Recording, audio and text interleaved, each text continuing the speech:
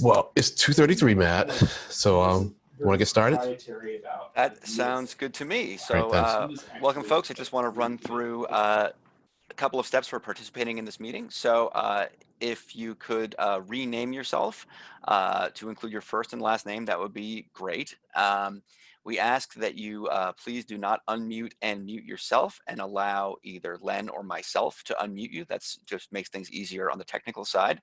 And to participate in the discussion, please select the raise hand function. Now, this can be found at the bottom of the screen by pressing the participants button, and a window will pop up, and in the lower right-hand corner, there is the raise hand button, and we will then call on you during the question and answer period. If you are calling in by phone, you can use *9 to raise your hand, and if you're having any technical difficulties, you can get in touch with me via the chat box, which is also found at the bottom of the screen, or my email address, marcher@ctps.org, or by calling 857-702-3708. And with that, Len, I will turn it over to you. Thank you very much, Matt. And I am so happy to have Casey Claude here. I saw Casey's presentation on the pedestrian report card application back in November, although it seems sooner than that. But I did not ask a lot of questions then because I really wanted Casey to come and talk with us about it. And I've just really been looking forward to this for a long time. And as with me, a personal bias, if you all have probably heard from me many times, I mean, if I don't take public transportation, I'm walking, and I walk a lot. So that's my bias towards this. But I think now with COVID and the effects that it's had on our society, walking probably is going to be something that people are doing a lot more. So having a good, safe way to get from point A to point B would be helpful. So I could go on some more, but you don't want to hear me. You want to hear Casey. So with that, I'll turn it over to Casey. Thank you, Len. I'm just going to share my screen. All right. Hi, everyone. Can you all see that all right? Okay? Looks good. Okay. Thanks, Matt. Thank you all. Oh, well, of course, the date is the wrong date, but this is the presentation I gave that Len was referring to back in November. Thank you all for coming and listening, and I look forward to hearing your questions at the end.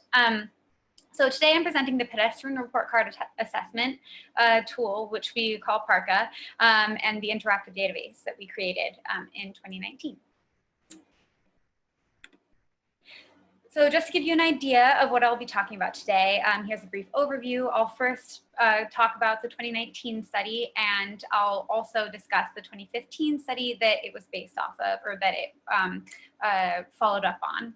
I'll also go over the updates to the PARCA that we did through the 2019 study, which included some modifications, and we also graded some locations. And then I will show you the interactive database. So the federal fiscal year 2019 PARCA dashboard project was intended to build upon the 2015 pedestrian level of service metric project, through which we created the PARCA tool. The intent of the 2019 work was to implement the tool, so grade locations, and then create an interactive database that would serve as a repository for keeping those grades and allowing the public to access them. So the 2015 study was created in order to create a performance monitoring tool for pedestrian travel. We wanted to assess pedestrian suitability at intersections and roadway segments in order to gauge the safety and comfort of walking locations. So through the pedestrian report, or the pedestrian level of service study, we created the PARCA. And while we were developing the grading methodology, we decided to use the goals from the long range transportation plan of the MPO. So we incorporated 4 of the LRTP goals into the pedestrian suitability grading categories. Those were safety, system preservation, capacity management and mobility, and economic vitality. We incorporated a 5th LRTP goal through establishing a prioritization type of methodology, and that was how we incorporated transportation equity in order to determine which locations are most in need of good and safe pedestrian accommodations. Additionally, there is the sixth LRTP goal, which is clean air and sustainable communities, but that is inherently incorporated into this work because walking is a very environmentally friendly way to get around. So through the 2019 project, as I mentioned, we made updates to the Parka tool. The first of those updates was creating a scoring scale modification. Previously, before the 2019 update, there hadn't been an option for a 0 score, and we recognized that in some cases a 0 score was needed in order to reflect the lack of accommodations at a location, whether it be a signalized intersection without pedestrian signals or just a lack of sidewalks. It also, on to our next point, the pedestrian crashes, it helped us identify locations that are really in need of help. Essentially, we decided to have locations be determined good if there weren't any pedestrian crashes or highway safety improvement program clusters, so HSIP clusters. Then if it would be fair if you had one pedestrian crash within the past 5 years, it would be considered poor if there had been 2 pedestrian crashes. But if there were more than 2 pedestrian crashes or it was located in an HSIP pedestrian cluster, sorry, mouthful, then it would be considered a 0 or dangerous location. So for multiple factors, we decided to add a 0. Not all of them, but many of them. And those can all be accessed through our how to score manuals, which I will be discussing in a second. We did update the transportation equity so that it properly reflected the updated regional averages or regional thresholds for equity considerations. As I just mentioned, we also created how to score manuals for the Parka tools. So we have a separate how to score manual for roadway segments, a separate one for signalized intersections, and the final update that we did through the 2019 study was to create a non-signalized intersection Parka tool. And so we also have a how to score manual for that. So this is just a view of the non-signalized intersection, the middle kind of meaty part of the Parka tool. So with the non-signalized intersections, we didn't take into consideration pedestrian delay because there isn't a signal. We didn't take into consideration the amount of time that pedestrians are given in order to cross an intersection and whether that's suitable for the distance. Instead, we looked at things like the number of lanes of traffic and the whether there's like raised crosswalks and other factors that would, like the crossing distance, which would factor into how easy and safe and comfortable it is for a pedestrian to cross a non-signalized intersection. Additionally, through the federal fiscal year 2019 project, we applied the Parka tool. So we graded different locations. So we looked at in using it in our studies. Some of my colleagues have used them in their corridor studies as a before and after tool. So when they're looking at a corridor, they will grade the way it is currently and then provide recommendations and then grade the corridor as it would be if those recommendations were put in place.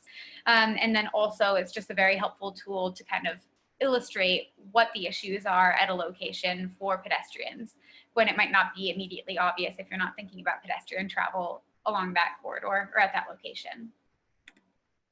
And then we also graded TIP projects, transportation improvement program projects. And so we added those to our pedestrian or our Parka interactive database. So this is a screenshot of the Parka database and we can look at it, or you can all look at it on your own. It's fun to kind of play around with. As you can see, there's a drop-down menu and you can look at the way the different TIP locations are graded based on the different grading categories. So like back here, you see that there's a capacity management and mobility category, an economic vitality category, a safety category, and a system preservation category. So down here, you can drop down and see how the grades average out for those different grading categories. And you can also toggle with these different transportation equity layers and show whether locations are located in a low income TAS, a minority TAS, elderly TAS, if there are a lot of households that don't have their own vehicle, and if the locations are located within a quarter mile of a school or a college. Can you just check on one of those, please? Because I think it's really cool when you do it and just. Yeah. Here, let's see. I'm gonna have to just pull. I have it pulled up. I'm just gonna share my screen on that one. Let's hope this works. And Casey, I'm sorry to jump in here, but I believe that Andrew Reeker has a question. Oh, of course. One sec. Let's see if I can get to sharing this. And sorry about that, Casey. I was looking at your presentation and thinking, oh, that's the live screen. And if I realized that it wasn't. No, not at all. Right, okay, shoot, 1 second. There we go. I don't see Andy's question. Do you? Oh, oops, sorry, Andy is. I will unmute him. Oh, sorry. Thank you. Okay, can you hear me? Yes, I can hear you. Hi. Hi, Casey. Long time no see. Just wanted to ask about the kind of the unsignalized update. I know here actually one of the first projects that I worked on when I first started at the City of Cambridge was actually finishing out the post-construction review of Western Avenue, which is a multi-lane street here in Cambridge. And one of the things that we actually studied was yielding behavior for pedestrians at unsignalized crossings of Western Ave. And we looked at the presence of curb extensions at the crosswalk, and we noticed actually that there was much better yielding behavior, and therefore we assume better pedestrian comfort at locations where that curb extension existed. Is that included in the assessment and the scoring there? That is a really good question. So we kind of decided to use crossing distance as a way to kind of factor in things like curb extensions without being, without having to make a separate category for all different ways of shortening the crossing distance, because there also could be a pedestrian refuge island in the middle that would also minimize the crossing distance. So that was our way of kind of getting around it, but that's not to say that it's perfect, and I'm open to looking at it and figuring out different ways to factor in curb extensions. We want to, it's not a set in stone tool. Like, we want to make it as usable and practical as possible. I think I remember you saying something about lanes and crossing distance. Is that just one metric, or are those two separate ones? Because I could definitely see not only, well, so for the Western Avenue project, just being very context specific, it's that, you know, we narrowed the lanes and we did a curb extension. So, you know, we didn't measure the yielding behavior before, but, you know, that was one of the things that we noticed, is that, you know, narrower lanes, like the 10-foot lanes that we were using on Western Avenue, and the curb extension definitely seemed to make a big impact. But, you know, if they're kind of combined, I could see it being a little bit, you know, maybe not super, anyway, I'm just curious how you all handle it together. No, I think that's a really good point. And so we did make them two separate metrics.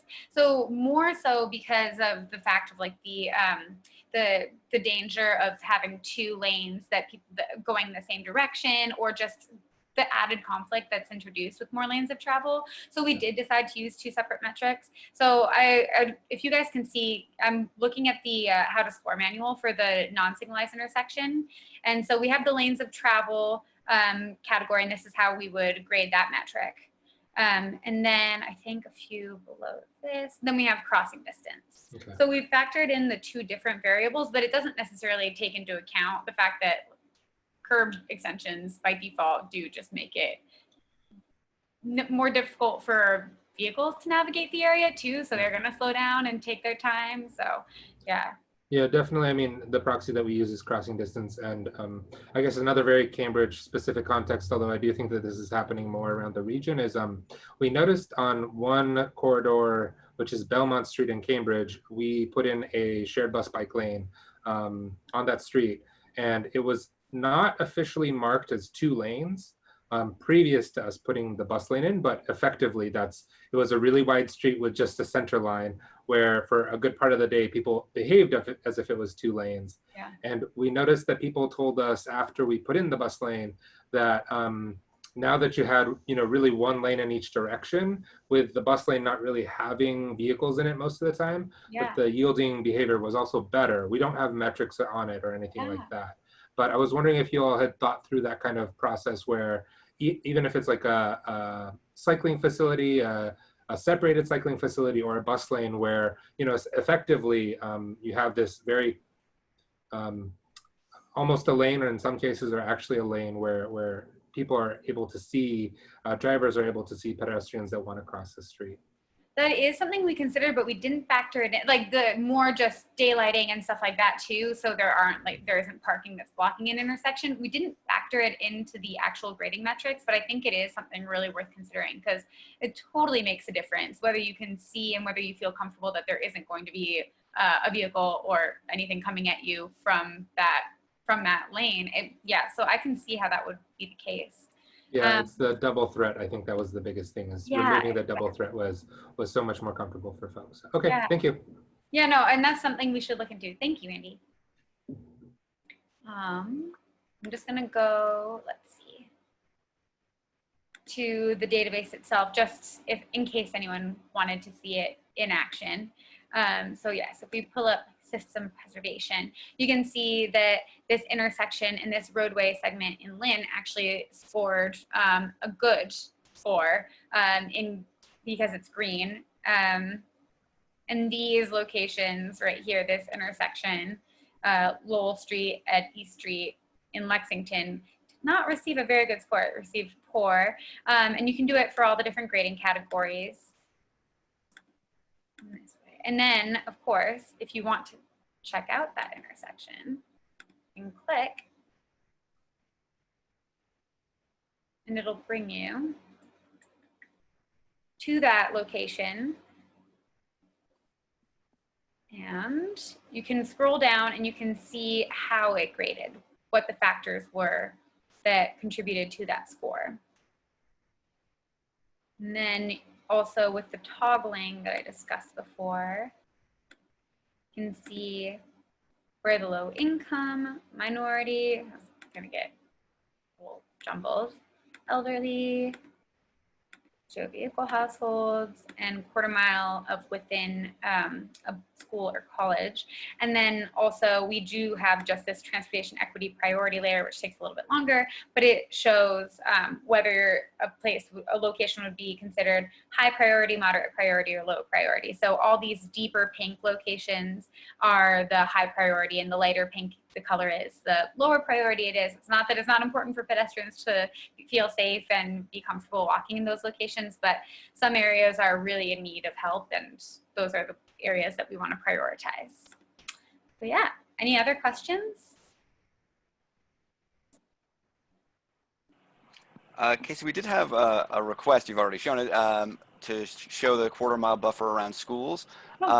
Is there anything else you could potentially say about that, or is it fairly self-explanatory? It is self-explanatory, I'd say, but then also if you are curious about, because that's a very high level look, but you can also just show, I don't know if this is going to be within.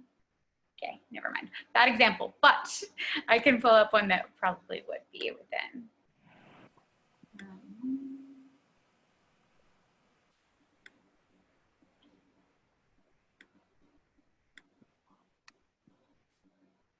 And then, yeah, you can see more closely how these locations. Okay, well, that wasn't a good example, the quarter. Oh yeah, okay, there, it did work. So yeah, so you can see that this intersection is located within a quarter mile of several schools, actually. I don't know if that's really the point that was trying to be addressed, but you can use it as a tool that way. Oh, that's great, Casey, thank you. Yeah. Let me see if I can access the chat. So we have a question from John McQueen. I just asked to unmute. There you go, John. Hi, Casey. Thanks. Do you also have a measure to get the distance from, let's say, a transit stop or a bus station or rail station, transit hub, or let's say a streets. We don't have that incorporated into the Parka tool, but we actually did incorporate proximity to transit into the bicycle report card. And of course, proximity to transit is something that is incredibly important when you're thinking about pedestrian access, because you need to get to the transit and from the transit stop. So yeah, that is something that could really be added to this. And I don't know, we haven't figured out how we would incorporate it, but I think it's still an interesting element even to just include on the database, on the interactive database. Whether it would even factor into the grading of a location, it's still helpful to have an understanding. Well, it could perhaps shade the grading a little bit in terms of even being a crosstab between, low income, elderly, crashes, Yeah. etc. So. No, that's very true. Yeah, it could just be another transportation priority, transportation equity priority. Yeah. Yeah, and again, as long as you could kind of overlay, let's say, 2 or 3 of those factors, that make its own cluster. Yeah. That could help too. No, that's a really good point. One question, I'm sorry. No, go ahead. One question I did have farther upstream was when you had, let's say, the number of lanes and you had the speed of vehicles. Was that the design speed of the highway, or is that an actual monitored and measured speed and at various times, whether rush hour or times when people are rushing versus, just 2, 3 o'clock in the morning or whatever? It is intended to be the actual monitored speed, but in cases where we don't have that data, we can use as a placeholder what the posted speed is. Of course, we know that that's not always accurate, but whoa, that could be a little risky. Yeah. Yeah, so of course that's the other problem. When we were developing the Parka tool itself, it's also there are so many factors that we'd like to include, but there are always data gaps. So we included crashes and we included the speed, but we don't always have that specific information. So, or I mean, you can have the crash information, but you don't know that if you have all of it, because pedestrian crashes are underreported. Right. Yeah. Well, thank you. Yeah, of course. I see a couple other hands raised, but before we take those, I just want to say along the lines of what John was getting at, actually looking at the intersections and crosswalks on transit lines like bus lines would be a good thing, because at any given bus stop, there's usually some desire to cross the street. So kind of looking at all those intersections might be a good way to kind of prioritize what needs to be examined more closely. Sorry about the background sound again. And we have a hand raised from phone number 978. 621, and I'll unmute. There you go. Hi, can you hear me? This is Franny Osman. Hi, yes, we can hear you. Can you hear? Oh, good. So I'm not looking at the screen, so I haven't seen visually. So I apologize if I would have gotten this. So I don't have a sense of, is this a new tool that's yet to be used? And if not, if it has been used by municipalities or agencies, what use example has been the most exciting or useful that you can see, that you could guide us to sort of see it in use? Well, I can think of all these potential uses, but I'm sort of curious how it has been taken. So we have used it mostly, so with the interactive database, that is kind of where you can access the different, either if we have a report that has included the Parka tool, you can actually navigate to it in most cases. And if you have trouble accessing it, just email me. But then we also have graded tip projects with it. So it does help us determine how useful or how much need there is for pedestrian improvements at tip locations. But we haven't had anything beyond that that's particularly exciting, and I would love for it to be applied in other ways. So if you see some potential applications, we would be happy to find out how it could be used or receive whatever data or feedback you have, because it'd be great if people could use it as a tool. The idea was for people to be able to look at roadway segments and intersections, grade them themselves, and bring them to their municipalities and kind of show what needs to be improved at a location to make it safer and more comfortable for pedestrians. So that is a potential application. I just haven't heard of anyone actually using it that way. That is exciting, and we'll talk about that later, maybe. And if not in this meeting, then maybe I can have a phone conversation with you all by myself. And so I'm going to unmute Susan. Oh, hi. Thank you so much. This is so exciting. And actually, your last response to Franny, I believe, answered some of my questions. So I work for the town of Lexington. We do have something called a transportation safety group, where we take requests from residents who have noticed what they believe is a safety issue. And this would be an amazing tool. And so I am wondering if, like, are you looking, is it allowable, I guess, for us to kind of publicize this to the public and say, hey, use this and tell us this way? And then my other question with that is the traffic incidents. How often is that updated? Is that, you know, annually or more frequently? The crashes are updated annually. They haven't been updated on, oh, we don't even have, yeah, so you would contact us for the crash data anyway. So that is something that we do in-house. Actually, in our manuals, let me see if I can pull it up. But in our manuals, there are some pages where we don't expect the individual from a municipality to act, or from like a member of the public, we don't expect them to know the crash data. So just email us and then we can give the crash data. Oh, so on that, so we normally, if someone comes to us with a request, we normally have our police pull crash data. Awesome. So I'm just trying to figure out, does this sort of, in a way, replace that, or is it, or maybe not, maybe our data is more up to date? I'm just not sure. Your data would probably be more up to date because ours is usually a few years behind. We update it every year, but it's a few years behind. Does that make sense? It's like it does. A long time to get all that. So yeah, yours might be more up to date, but we would be happy to look at a location and just make sure that that there isn't something. But we could definitely tell you if it was located within an HSIP pedestrian cluster or something like that. Great, thank you. Yeah, of course. And also the same for the bicycle report card if people are interested in that as well.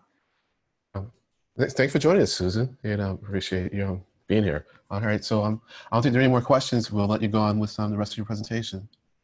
Oh, I actually was at the end, I think. Let me see. That was pretty much it. So I just open to questions or feedback or anything. Okay, so I'm up with the hands, folks, because otherwise I got a bunch. You know. All right, well, I'll ask one and then I'll look for hands. And also, there we have another one from Susan. Hold on. There we go, Susan. I don't mean to hog time here. Oh, that's fine. No, please do. I was helping you out here, Leonard. I was curious, and maybe you showed this and I missed it. Is this also a good way of the public or staff to evaluate transit stops specifically? I mean, I know that the MBTA has their PADI process, but I was just curious if this is incorporated in there as well. So that's a really good point. I mean, especially for the non-signalized intersections, it might sort of work in that way because they kind of, locations that are along a roadway segment sometimes kind of serve as a non-signalized intersection for pedestrians since there is a lot of crossing from one side of the road to the other. I could see it being used and maybe tweaked and for that sort of application. And I'd be happy to communicate with you if you have ideas on what might be best, or because that could be an interesting additional spin-off tool that we could create if this doesn't work in that way. actually have. That's kind of what. Well, That's kind of what I was getting at with my question. I guess Susan just asked it a lot better than I did. So I know exactly where you're going with that, Susan. I think it'd be good to explore how to do that. So great. We have John up. I think you will have actually, since you're doing the disco. There you go, John. Here we go. Casey, have you coordinated, let's say officially, let's say, with the Complete Streets program and help them perhaps zero in on certain towns that are applying for the Complete Streets grant and maybe helping the MassDOT folks kind of zero in on maybe some problem areas that maybe the towns themselves have overlooked? Like looking specifically at the transportation equity prioritization type thing? No, the Complete Streets plan run out of MassDOT. Yeah, but so you're saying for projects that are applying to the Complete Streets program, kind of using a way to highlight the issues? Well, to work perhaps officially with the MassDOT folks as they're doing their evaluations of the applications, to just give them a little more information. I know they do their own, evaluation and monitoring, but to give, I guess, another layer and scorecard. So maybe communicating with MassDOT to let them know this is a tool that they could have in their toolbox and actually add into the process. Yeah, I think it's Eileen Gunn. Yeah, I talked to her and I didn't even think to tell her about this. I assumed that she might have known, but of course.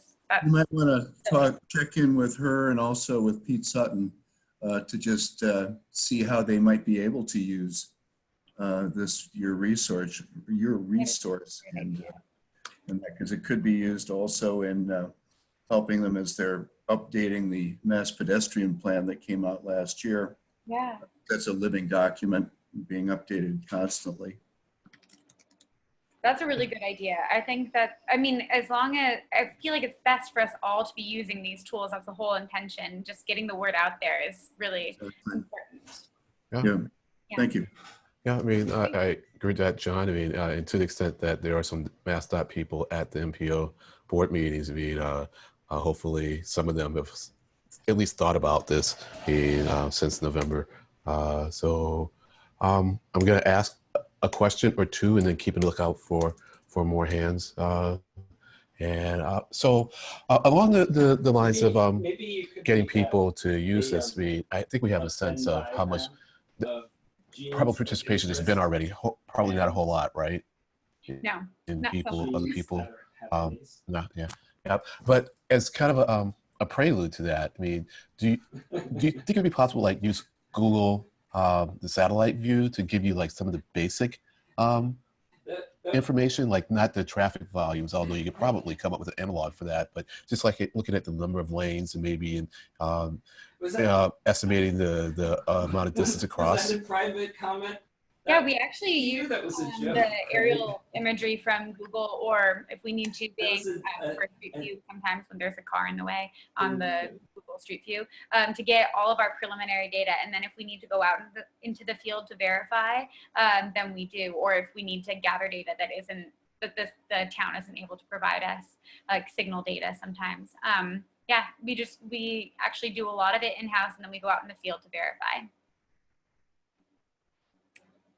So it can be a pretty easy task, but at least at the beginning, just to get your basic information. And then you can kind of highlight the information that you don't really know, the data that you want, and then know what you're going out to the location to look for, as opposed to having to fill it all out there.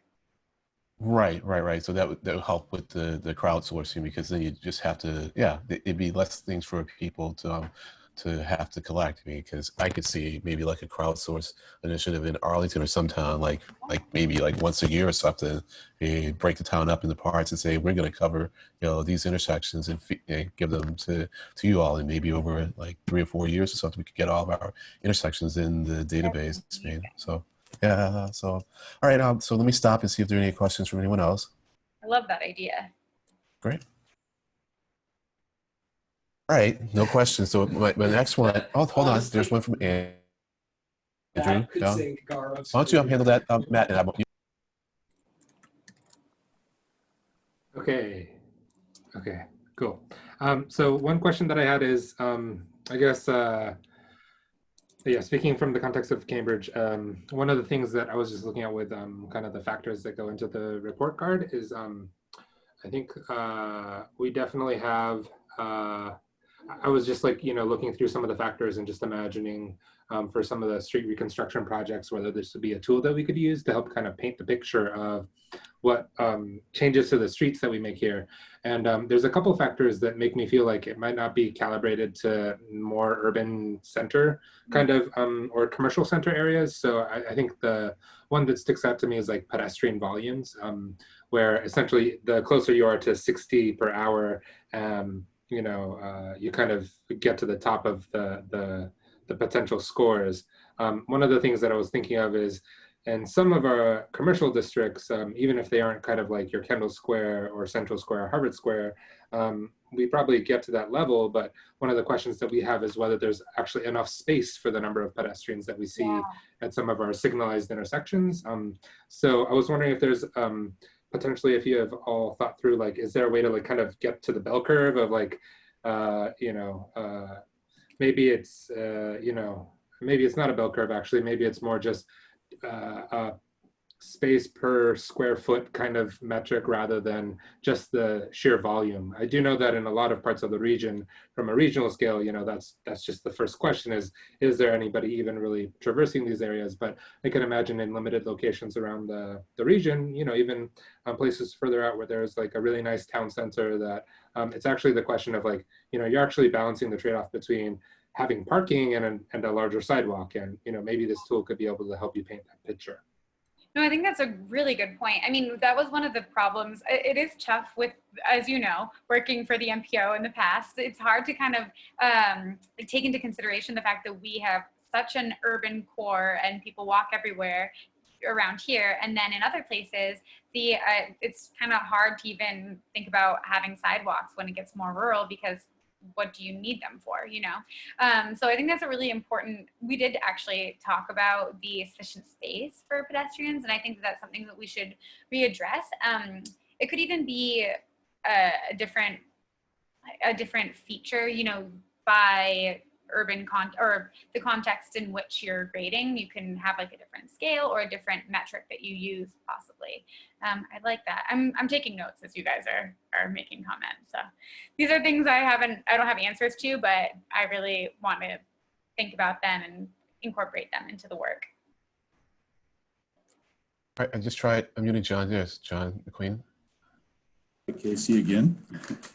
And maybe to Andrew's points, it might be helpful if you haven't done it already or can't do it already to, aside from, let's say, that Leechmere area kind of highway, which has so many lanes and confluence of traffic and such, to measure that. But it would seem that the areas that are points where bridges, let's say, come and enter into, let's say, Cambridge, whether it's from Charlestown, whether it's from Alston, et cetera, Lars Anderson, all those, that it would really be, those are the release areas, let's say, for traffic still can be a problem as they're entering Cambridge. A number of those cases, for instance, like the BU Bridge.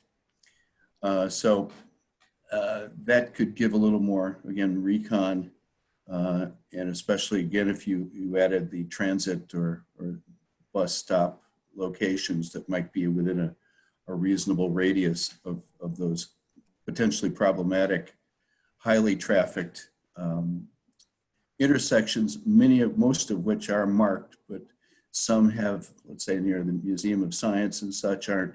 I think they have some mid-block crossings and things like that. So just some places to zero in on that really get high volumes of both.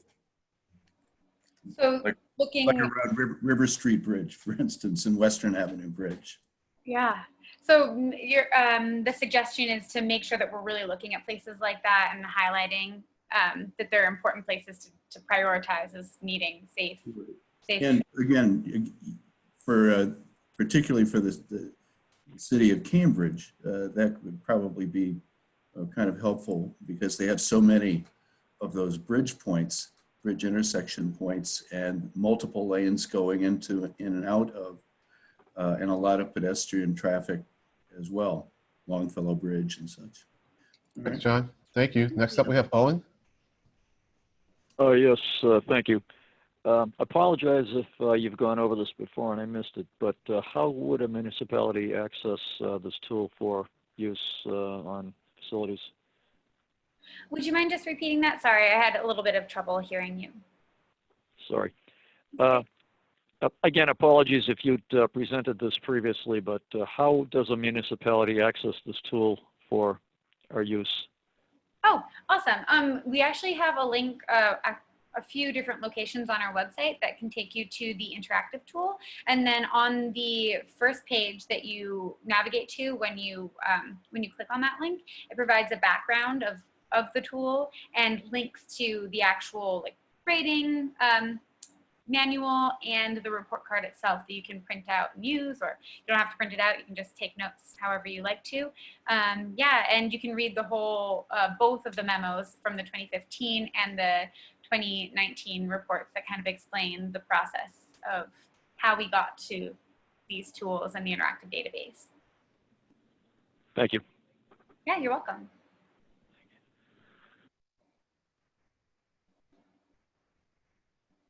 No hands at this point. I'll ask a question or two. In grading the giving grades to the various parameters, and you have like percentages for some, well, all of them. And how did you come up with those percentages?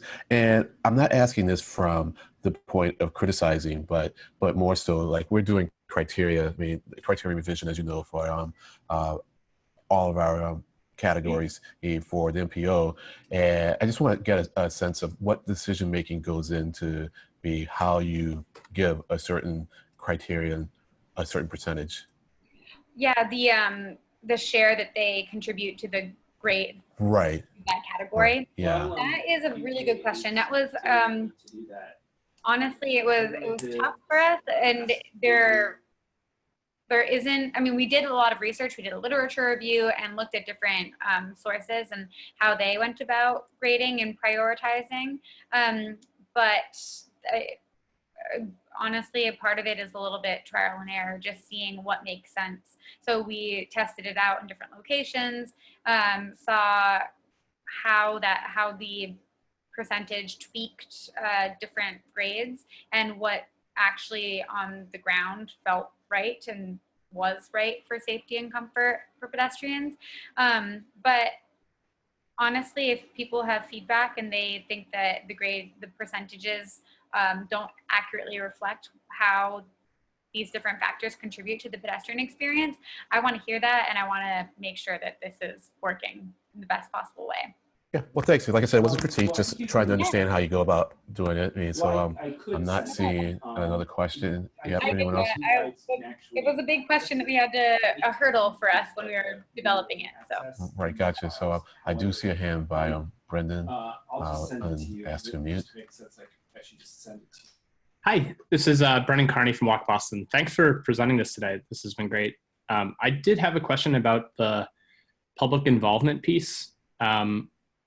Have you had submissions from people, or how has that worked or not worked? Have you seen any challenges with it? Yeah, I'd just love to hear more about that. Yeah, no, that's a great question.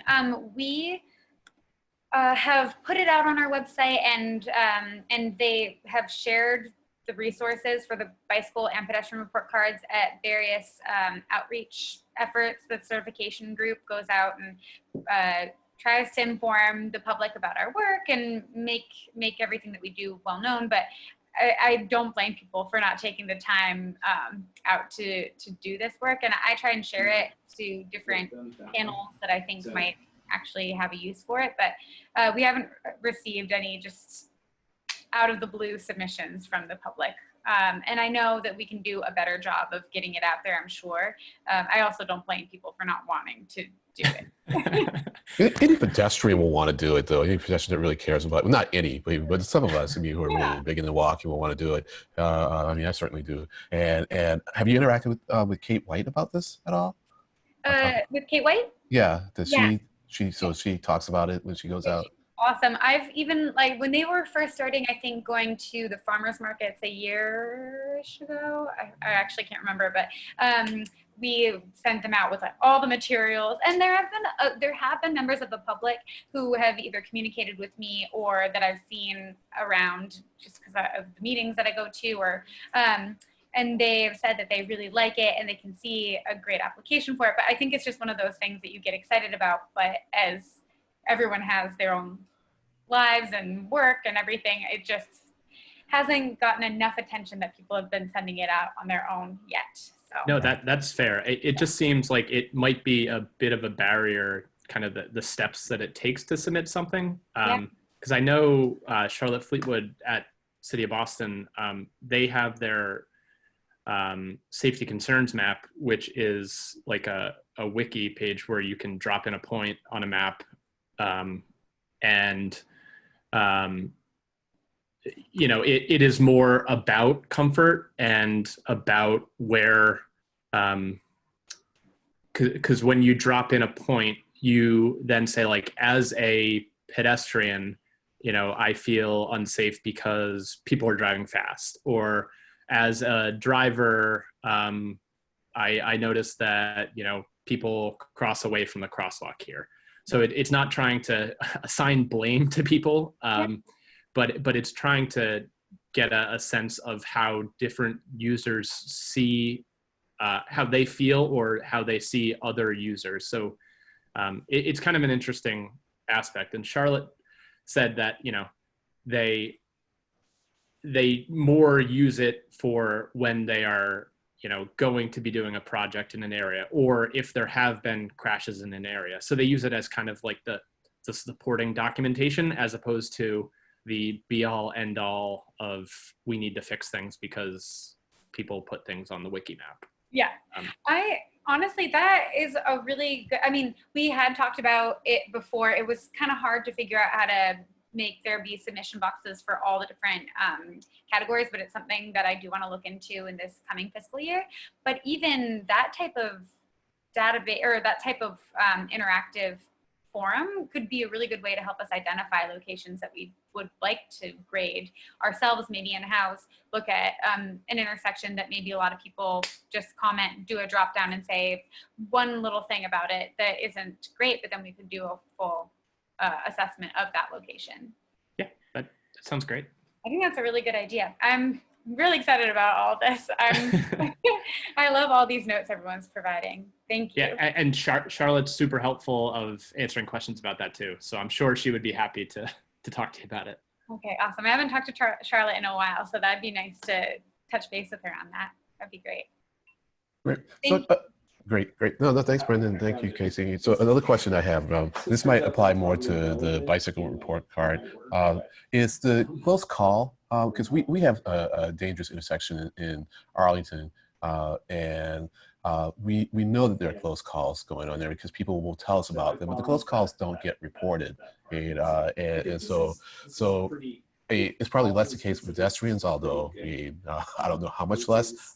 Is there a way you think that we could kind of get at that close call data? I mean, to the extent it's not reported, it would have to be observed, and maybe we could like pick some hotspots. And my thoughts is pick a hotspot and put a camera up there and let it record, you know, for a period of time and go and look at it. But I just want to put that out there as an issue and maybe some thoughts about how to approach it. Thank you. No, that's certainly an issue. That was kind of what I was getting to when we were like, when I mentioned crashes. That is the tough thing.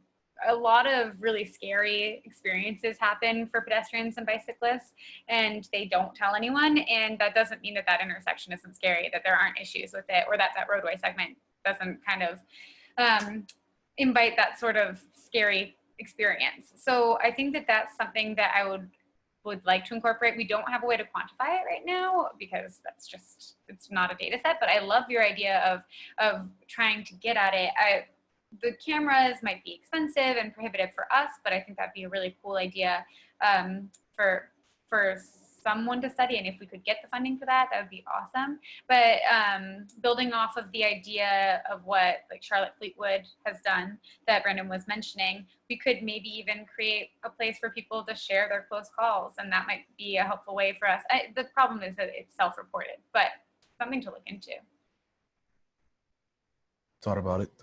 So I'm still not seeing a hand, so I have one more question, I think, and let's see. So this is more a matter. Well, it's actually two. So one is sidewalks in the wintertime. Any thoughts about that? Because I'll tell you, a sidewalk that's good along some routes in the summertime, or when there's not snow on the ground, are just not usable when we've had a big snowstorm. And I know, well, yeah, it's Boston, but at the same time, it's like, well, it's not like snow is new to Boston. And so Yeah. I know the streets came before we did a lot of stuff, but do we think about that at all in this?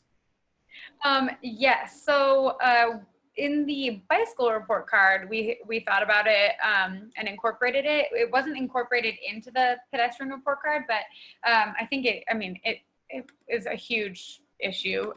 When I first moved to Boston, the first winter was that 2014, 2015 winter. I was in the 2015 winter, and it was hard to get around, right? It was those huge snow piles everywhere. But in the bicycle report card, we do actually incorporate the condition of the bike lane or the bicycle facility, if there is one. And so we think about debris and potholes, but also just snow. So that's factored in. But of course, it's tough because it's not a static thing. It changes season to season. So but it's worth looking into how we might be able to factor that in or look at it in a different way. All righty.